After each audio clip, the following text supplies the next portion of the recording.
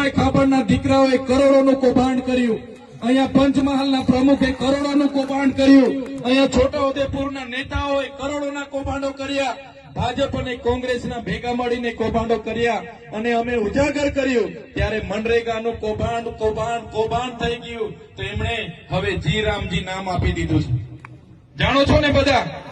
એટલે હવે આપણાથી જી રામજી કૌભાંડ એવું કહેવાય જ નહીં।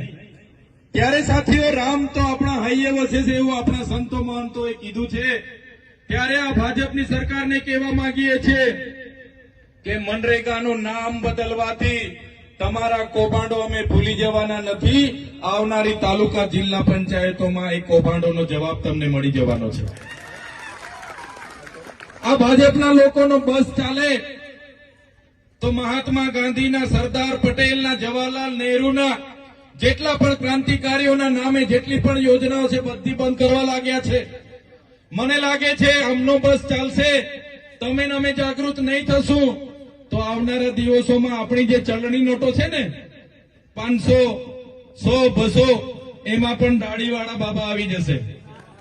આવશે કે નહીં આવશે? મહાત્મા ગાંધીજીને હટાવીને એમાં પણ સફેદ દાઢીવાળા બાબાને લાવવાનું કાવતરું આ લોકો કરશે। એટલે તમને કહેવા માંગીએ છીએ આવનારા દિવસોમાં તાલુકા જિલ્લા પંચાયત